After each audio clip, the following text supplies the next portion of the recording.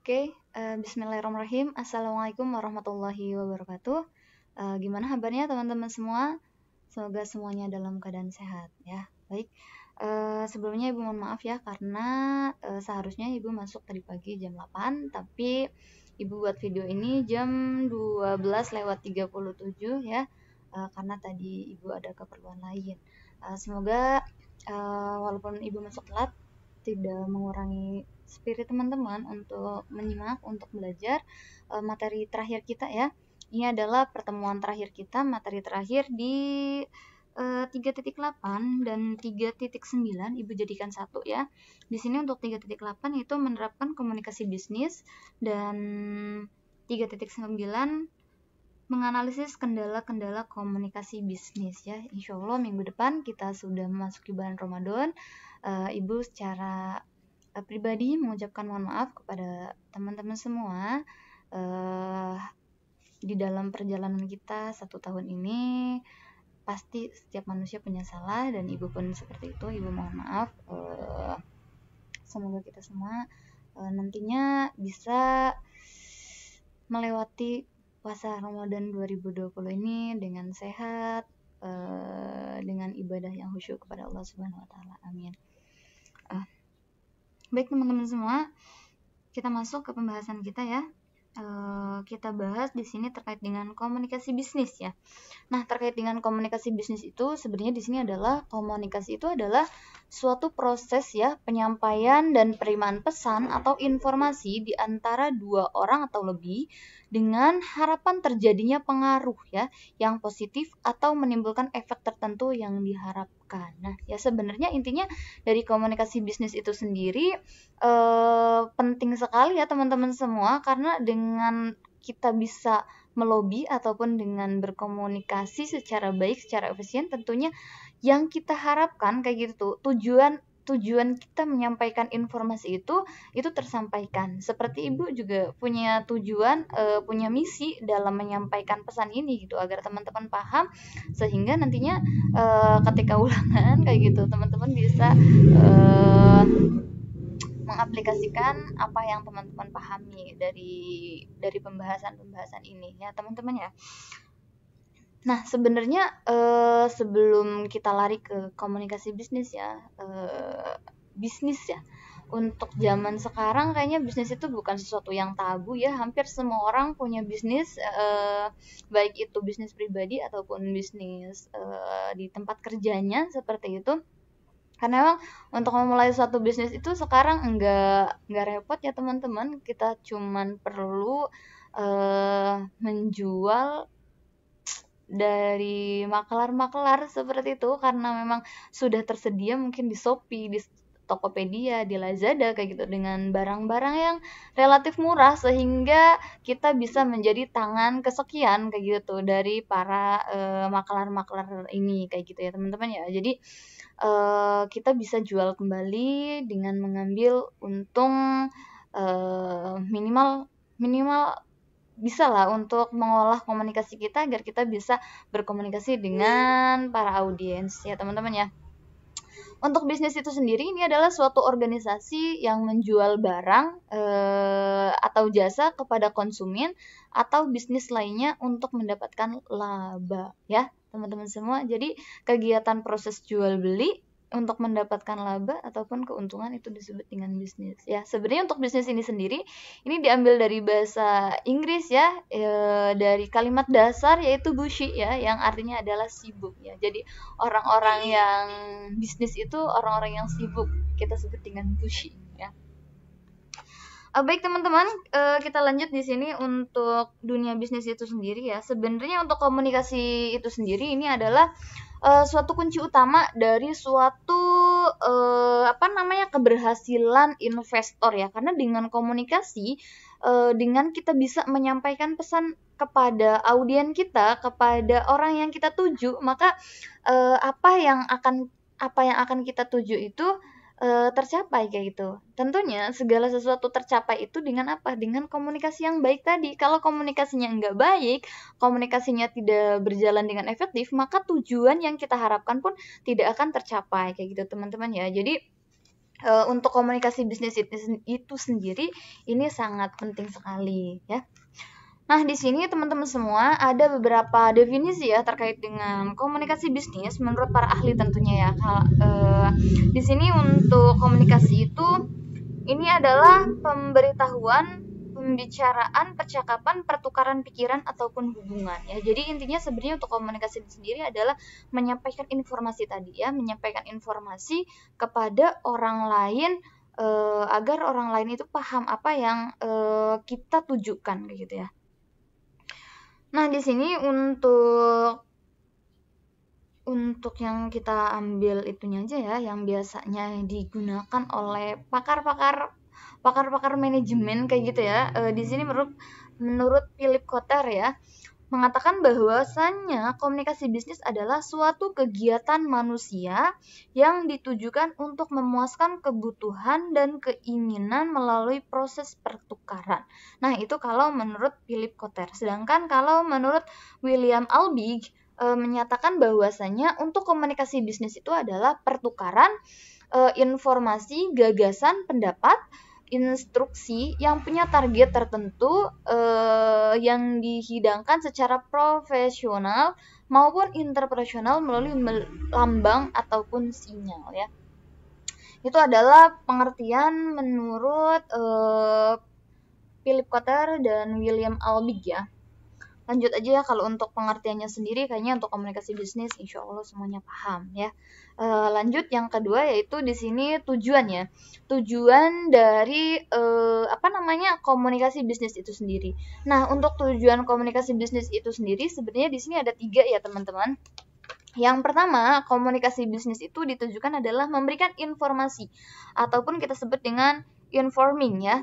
Nah, di sini itu adalah tujuannya ataupun yang dimaksud itu adalah hal-hal yang berkaitan dengan aktivitas bisnis dengan berbagai pihak. Jadi ketika kita menginformasikan sesuatu itu kan tujuannya adalah kita ingin membicarakan ataupun menyampaikan tujuan dari maksud kita. Nah, itu maksudnya adalah memberikan informasi tujuan pertama. Kayaknya ini dasar sekali ya untuk tujuan yang pertama ini.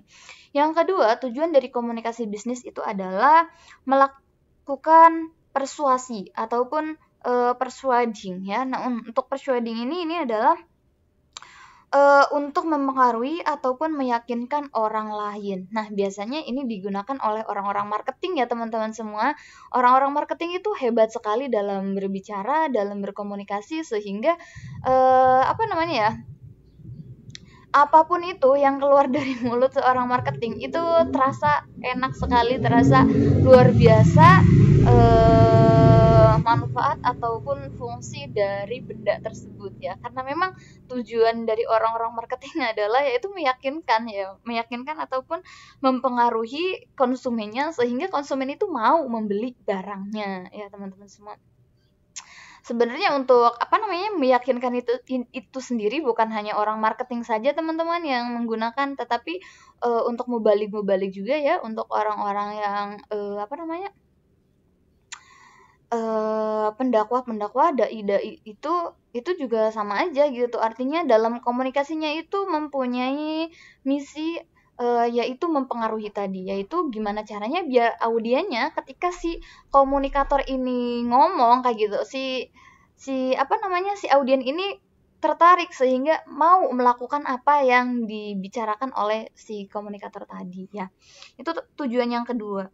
Nah, tujuan yang ketiga adalah melakukan kolaborasi ya. Nah, untuk melakukan kolaborasi ini dalam komunikasi bisnis itu tujuannya adalah untuk kerjasama ya.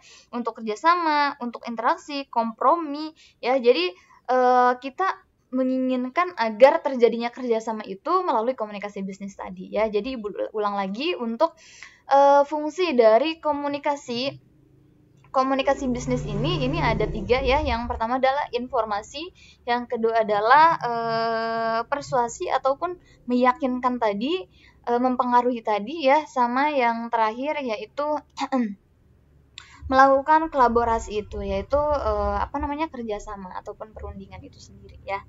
Lanjut di sini untuk fungsi dari komunikasi bisnis. Tadi tujuannya, yang sekarang adalah fungsinya.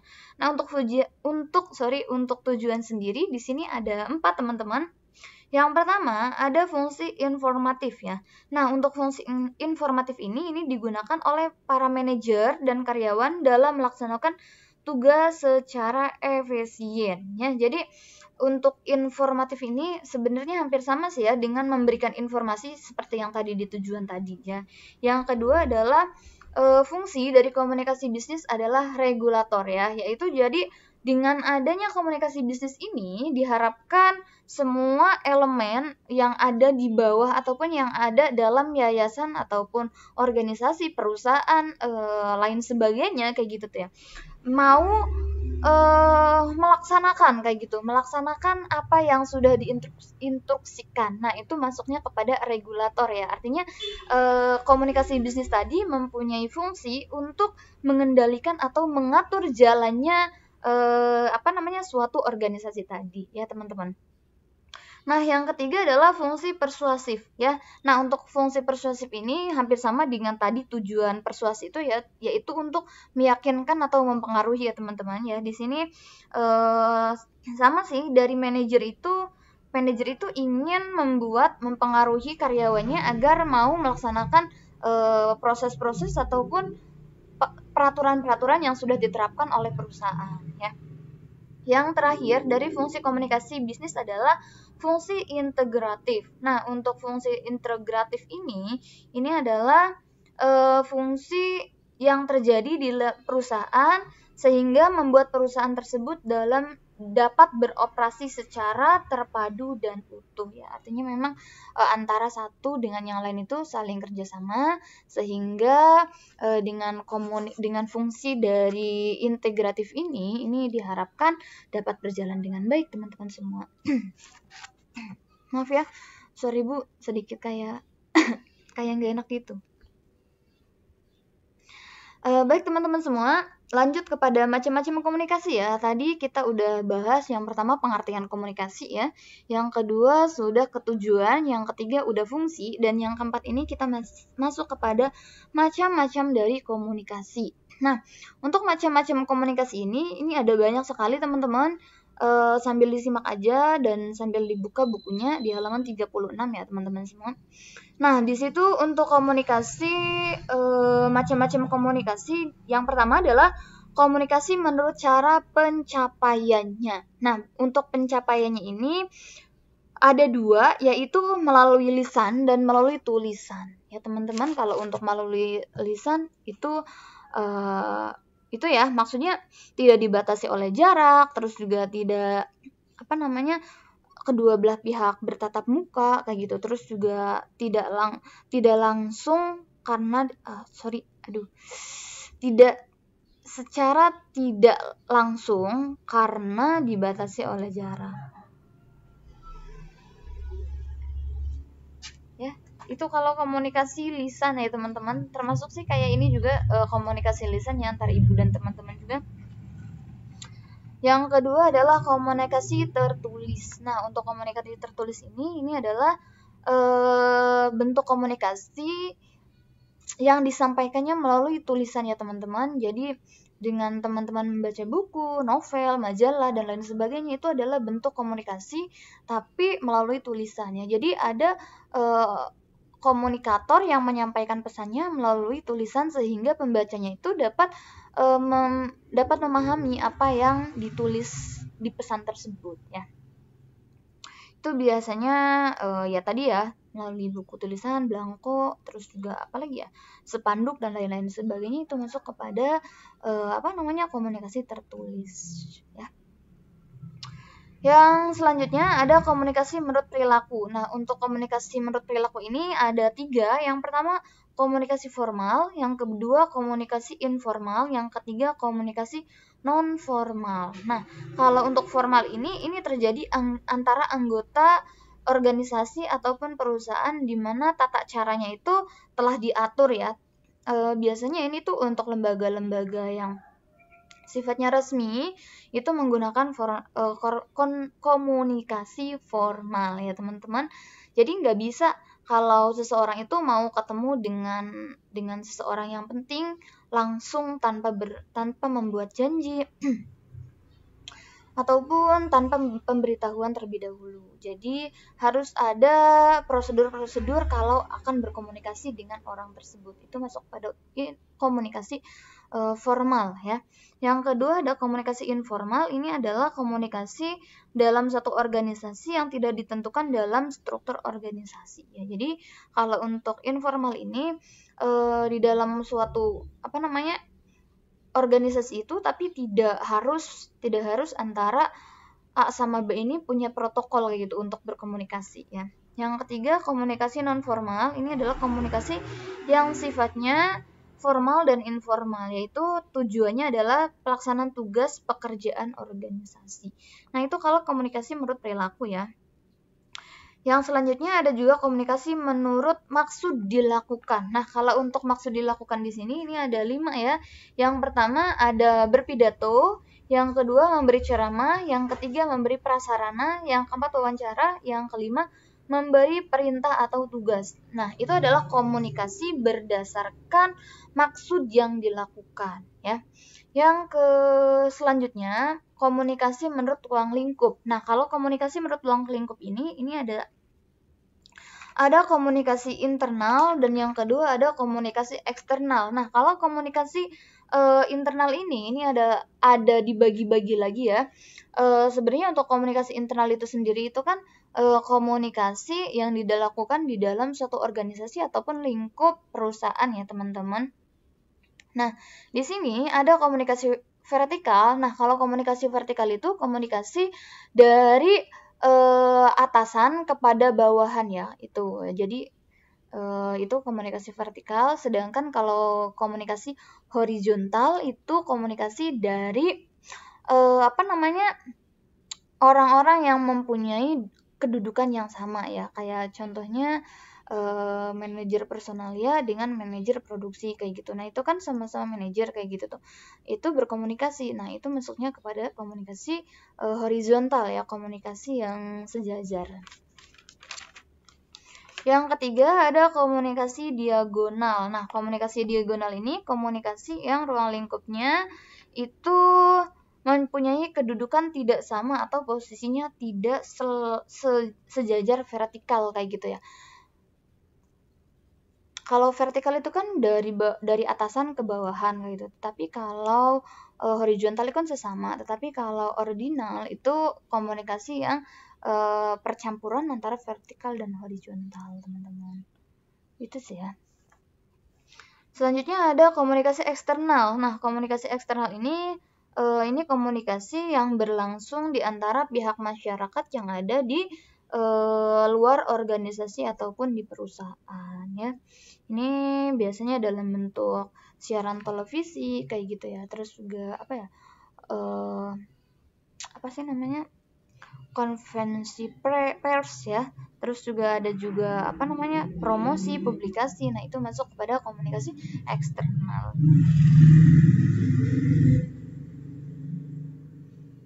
Itu sih teman-teman ya. Di situ juga ada komunikasi menurut aliran informasi, ada komunikasi menurut jaringan kerja, ada juga komunikasi menurut jumlah yang berkomunikasi ya. Oke, itu kalau macam-macam komunikasi ya. Selanjutnya Ibu akan masuk kepada unsur-unsur komunikasi ya. Untuk unsur-unsur komunikasi ini adalah sesuatu yang harus ada dalam komunikasi. Nah, kalau tidak ada salah satu unsur ini, maka komunikasi itu bisa disebutkan tidak berjalan dengan efektif. Nah, unsurnya di sini ada 6. Yang pertama adalah komunikator ataupun sender itu sendiri. Nah, ini adalah poin utama ya dalam suatu komunikasi. Jadi dalam suatu komunikasi itu harus ada komunikator ini, orang yang menyampaikan informasi tadi. Itu poin yang pertama. Yang kedua, adanya message ataupun pesan ya. Jadi si komunikatornya ada, contohnya nih. Contoh ibu ini kan adalah komunikator ya, orang yang menyampaikan informan. Tapi kalau pesan yang disampaikannya nggak ada, maka itu pun tidak akan efektif kan. Makanya selain dari komunikator, ada juga message ataupun pesan yang akan disampaikan. Itu poin kedua.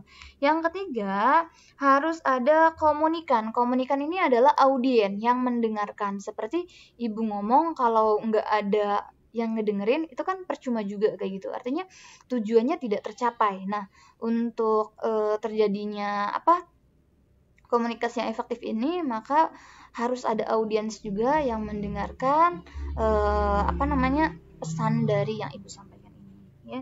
Yang ketiga adalah konteks. Nah, konteks ini adalah komunikasi banyak dipengaruhi oleh faktor psikolog ataupun fisikal. Jadi banyak konteks komunikasi yang sengaja dibuat untuk memungkinkan terjadinya komunikasi bisnis, ya.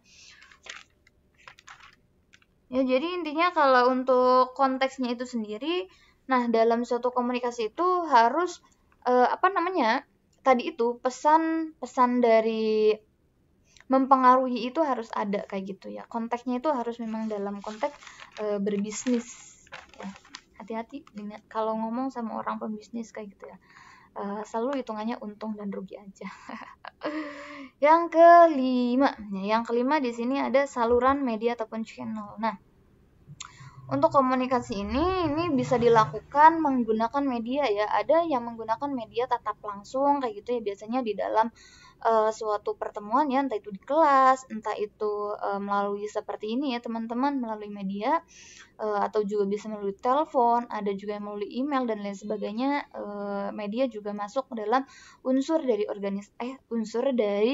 komunikasi, ya.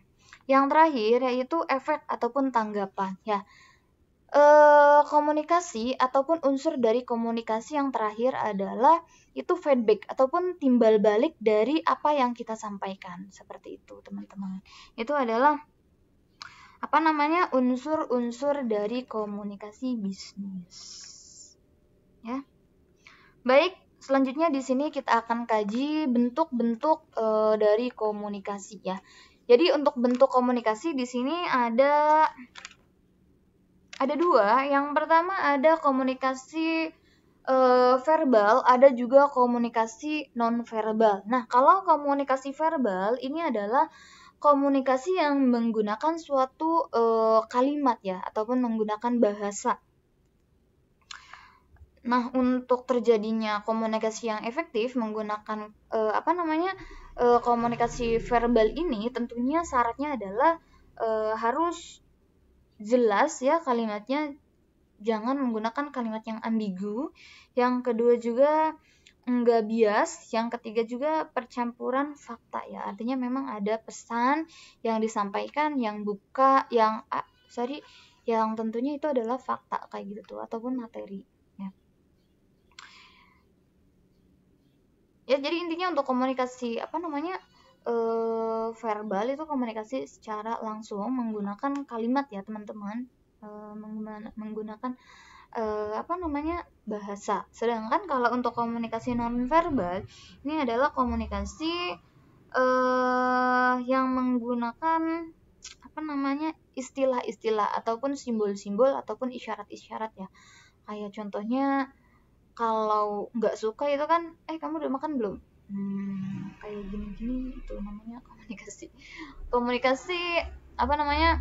non-verbal kayak gitu, ya. Jadi menggunakan isyarat. Nah, kelemahannya untuk komunikasi non-verbal itu sendiri banyak yang tidak paham gitu, ya, dengan apa yang disampaikan gitu. Karena memang kan kadang-kadang kayak gitu, ya, orang itu cuman kedip kayak gitu tuh, kedip, tapi dikiranya kedip itu mempunyai isyarat tertentu gitu, padahal cuman memang pure mau kedip doang kayak gitu, ya teman-teman, ya. Jadi untuk komunikasi nonverbal ini adalah komunikasi yang sering kita lakukan tanpa kita sadari kayak gitu, tapi sebenarnya ini kurang efektif gitu, karena memang antara isyarat satu dengan isyarat orang lain itu kan kadang berbeda-beda gitu, nggak sama kayak gitu, ya. Jadi lebih baik sih menggunakan komunikasi verbal, ya, menggunakan kata-kata, menggunakan kalimat kayak gitu tuh, daripada menggunakan kalimat non-verbal yaitu isyarat-isyarat. Apalagi isyarat ngisaratin ataupun ngodein dia yang nggak paham-paham. Oke, teman-teman, bentuk komunikasi ada verbal dan non verbal. Itu sih ya. Terus apa lagi ya?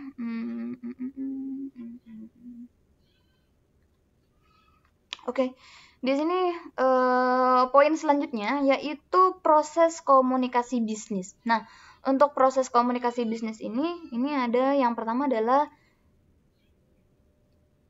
pengiriman informasi ya. Jadi yang pertama kali dilakukan dalam komunikasi bisnis adalah memberikan ataupun menyampaikan informasi tadi. Nah, menyampaikan informasi ini bisa ya melalui ide ataupun gagasan. Yang kedua yaitu isyarat. Nah, isyarat ini adalah informasi yang mengekspresikan melalui isyarat ataupun simbol ya. Jadi menggunakan bahasa kode ataupun isyarat. Yang ketiga, media perantara ya. Media perantara ini bisa melalui telepon ya, bisa melalui email dan lain sebagainya lah. Yang keempat, menginterpretasikan isyarat, yaitu memudahkan penerima pesan itu untuk memahami pesan keseluruhan, tidak ada informasi yang tertinggal ataupun terlewat, dan tidak menimbulkan kesalahpahaman. Nah, jadi ketika poin kedua yaitu isyarat kita itu kan bahwasanya contohnya si audien kita ini agar tertarik nih untuk membeli barang kita kayak gitu. Nah, kita jelaskan tuh di poin keempat yaitu menginterpretasikan isyarat. Biasanya untuk menginterpretasikan isyarat ini bisa dilakukan dengan cara memaparkan khasiat ataupun fungsi-fungsi dari benda-benda tersebut gitu, sehingga si audien ataupun si konsumen ini mau kayak gitu tuh untuk membeli ataupun menggunakan barang kita, teman-teman. Itu ya. Yang selanjutnya yang kelima yaitu menerima pesan. Nah, untuk menerima pesan ini adalah setelah pesan yang dikirim itu tentunya perusahaan akan menerima pesan dari si konsumen tadi ya. Yang terakhir yaitu memberikan umpan balik. Nah, untuk memberikan umpan balik ini adalah balasan terkait dengan pesan yang sudah diterima tersebut ya. Intinya flashback tadi tanggapan dari konsumen itu, apakah tanggapannya itu menerima ataupun tanggapannya menolak ataupun tanggapannya mengkritik dan lain sebagainya gitu. Tapi itu adalah proses dari komunikasi bisnis, teman-teman.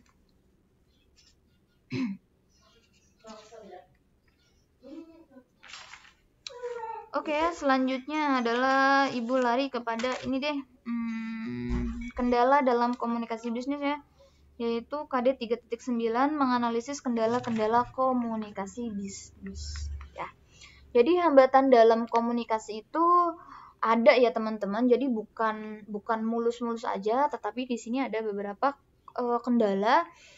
Untuk kendalanya di sini ada 4, teman-teman. Yang pertama ada hambatan personal. Nah, untuk hambatan personal ini hambatan yang terjadi pada peserta komunikasi ya. Biasanya jadi peserta komunikasinya itu kalau tidak siap mendengarkan informasi dari kita, itu bisa menjadi hambatannya. Contohnya adalah si audien ini contohnya lagi kurang sehat, ataupun audiennya lagi ngantuk, audiennya lagi galau kayak gitu. Nah, itu juga akan menjadi hambatan komunikasi, walaupun si komunikator ini memberikan informasinya jelas, tapi karena memang keadaan fisik ataupun hambatan personal daripada si audiennya ini lagi tidak baik, maka komunikasi itu tidak akan berjalan efektif ya. Itu sih yang pertama. Yang kedua, hambatan kultural atau budaya. Nah, kalau untuk hambatan kultural ataupun budaya ini disebabkan karena memang biasanya beda bahasa ya. Jadi komunikasi itu tidak akan berjalan kalau salah satu pihak tidak memahami bahasa yang digunakan ya. Contoh, Ibu kan ngomong bahasa Indonesia nih. Nah, teman-teman malah contohnya orang Inggris kayak gitu. Nah, kira-kira teman-teman paham nggak apa Ibu sampaikan? Tentunya nggak akan paham kan. Nah, itu adalah hambatan dari kultural ataupun budaya ya teman-teman. Jadi seharusnya biar terjadinya komunikasi yang efektif ini, maka kita harus paham siapa audien kita gitu. Kalau memang audiennya adalah orang Indonesia, maka gunakan bahasa Indonesia. Kalau memang audiennya menggunakan bahasa Jawa kayak gitu, nah kita menggunakan bahasa Jawa juga gitu tuh, agar terjadinya komunikasi yang efektif dan si audien ini paham apa yang dibicarakan oleh si komunikator tadi ya.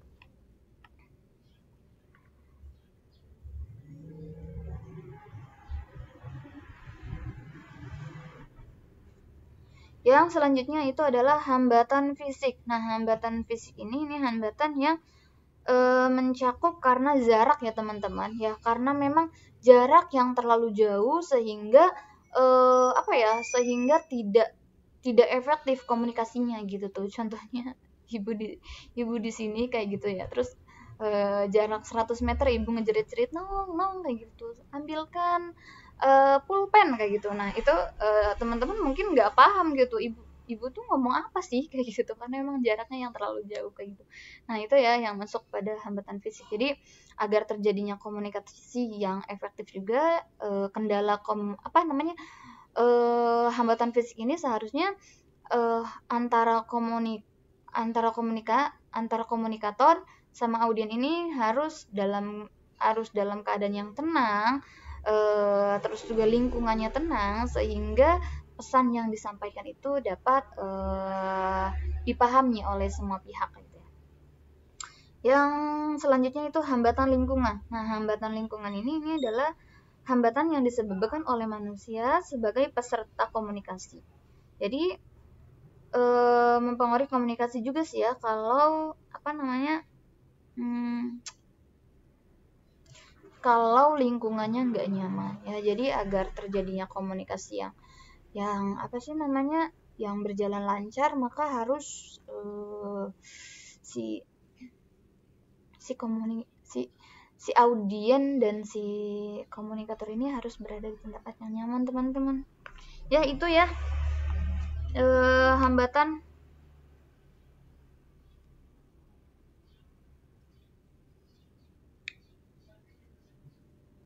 Selanjutnya untuk indikator keberhasilan komunikasi. Nah, untuk indikator keberhasilan komunikasi ini ada yang pertama ketetapan, yang kedua persepsi, yang ketiga keberhasilan teknologi informasi, yang keempat kecocokan, yang kelima kredibilitas, yang keenam pengendalian. Ya teman-teman, itu adalah indikator keberhasilan komunikasi bisnis. Ada pertanyaan nggak?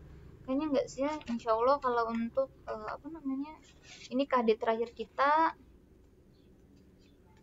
insya Allah teman-teman bisa lah memahami apa yang tadi Ibu sampaikan ya.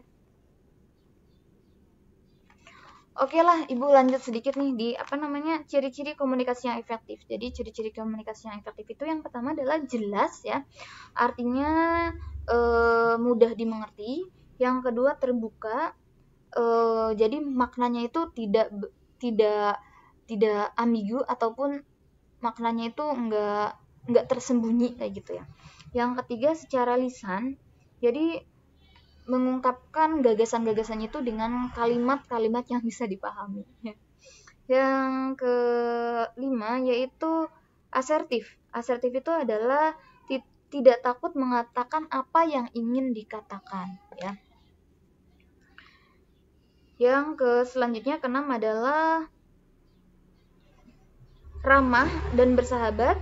Yang selanjutnya nyambung, responsif dan dua arah ya. Jadi komunikasi itu memang yang efektif itu adalah dilakukan secara langsung. Jadi dengan adanya komunikasi dua arah itu, maka kita tahu tanggapan audien tuh seperti apa sih gitu kan. Kalau seperti ini kan Ibu ngomong nggak tahu respon teman-teman seperti apa, nggak bisa melihat mimik muka teman-teman seperti apa kayak gitu tuh. Jadi Ibu anggap teman-teman paham aja dengan apa yang Ibu sampaikan kayak gitu ya teman-teman ya.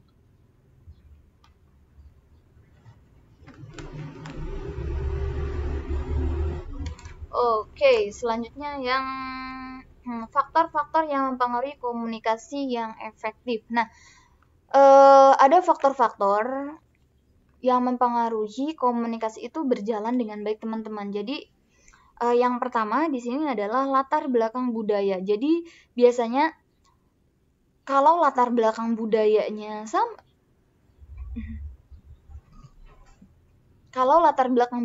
sama, kayak gitu, nah itu biasanya akan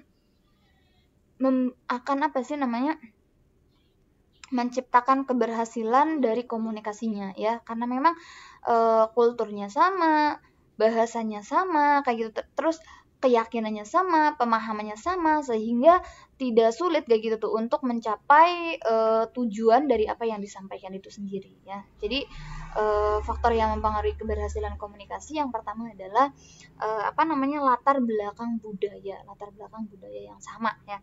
Yang kedua, faktor pendidikan. Nah, faktor pendidikan juga mempengaruhi teman-teman untuk terjadinya komunikasi ataupun keberhasilan komunikasi ya. Jadi kalau antara dua orang komunikasinya, contoh yang satu pendidikannya tinggi kayak gitu, yang satu pendidikannya di bawah sangat kayak gitu. Nah, itu nanti komunikasinya tidak berjalan dengan efektif gitu, karena memang pemahamannya berbeda gitu. Jadi dengan sama-sama pendidikan ataupun dengan latar belakang pendidikannya yang sama kayak gitu, itu akan mempengaruhi tingkat keberhasilan komunikasi ya. Contohnya adalah kayak Bu Syifa nih, contoh Bu Syifa ngobrol kayak gitu ya sama dokter, contohnya dokter ngomong terkait dengan penyakit, terkait dengan obat gitu, menggunakan bahasa kedokteran kayak gitu. Nah, kira-kira Bu Syifa paham nggak dengan kalimat yang disampaikan dokter tersebut ya? Kemungkinan besar kan Bu Syifa nggak paham gitu, karena memang ibu tidak memahami kalimat-kalimat itu kayak gitu tuh. Nah, jadi mungkin kalau dokter ngomong sama dokter itu nyambung kayak gitu, karena memang pendidikannya sama gitu teman-teman ya. Yang selanjutnya adalah faktor situasi. Nah, faktor situasi juga mempengaruhi ini terkait dengan terjadi komunikasi yang efektif teman-teman ya. Jadi dengan situasi yang mendukung, maka pastinya sih akan berjalan ya. Jadi jangan ngomong ataupun jangan berkomunikasi kalau ngelihat audien ataupun lawan bicara kita itu lagi nggak mood, lagi sakit, ataupun lagi dalam keadaan yang nggak siap menerima informasi kayak gitu ya. Tunggu situasinya siap baru kita ngomong ya. Yang selanjutnya yaitu ikatan kelompok. Nah, dengan cara cara pandang kelompok, nah itu akan mempengaruhi tingkat keberhasilan komunikasi. Biasanya antar kelompok itu semakin antar kelompok itu semakin nyambung gitu komunikasinya. Makanya teman-teman juga ya dengan teman sebayanya ataupun dengan teman dekatnya kayak gitu, mau dipisahkan tempat duduknya, mau apa kayak gitu tuh, itu nggak bisa gitu, karena memang teman-teman sudah nyaman dengan orang tersebut gitu ya. Itu ada faktor-faktor yang mempengaruhi komunikasi ya. Jadi diulang lagi, faktor yang mempengaruhi komunikasi yang pertama adalah budaya ya teman-teman, latar belakang budaya. Yang kedua pendidikan, yang ketiga situasi, dan yang keempat adalah kelompok ya. Nah, itu adalah faktor-faktor yang mempengaruhi efektivitas dari komunikasi. Sampai sini ada yang ditanyakan? Kalau ada yang ditanyakan silakan japri Ibu ya teman-teman. Oke, itu sih ya kayaknya teman-teman. Insya Allah itu adalah materi terakhir kita di etika profesi. Kemarin kita udah ulangan harian di administrasi umum. Nanti insya Allah dalam waktu dekat ini kita juga akan melaksanakan ulangan harian di etika profesi. Itu aja dari Ibu. Semoga apa yang tadi Ibu sampaikan bisa dipahami oleh teman-teman semua. Mohon maaf untuk hari ini kayaknya kurang efektif sekali ya, banyak suara-suara bising juga. Ya, itu aja, kurang lebihnya mohon maaf. Semoga teman-teman selalu dalam keadaan sehat. Sekali lagi Ibu ucapkan taqabbalallahu minna wa minkum, siyamana wa syamakum ya. Semoga nanti kita di bulan puasa yang tinggal 1 minggu insyaallah diberi kesehatan sehingga puasa kita lancar, kita saling memaafkan. Itu aja, kurang lebihnya mohon maaf. Akhir kata, wassalamualaikum warahmatullahi wabarakatuh.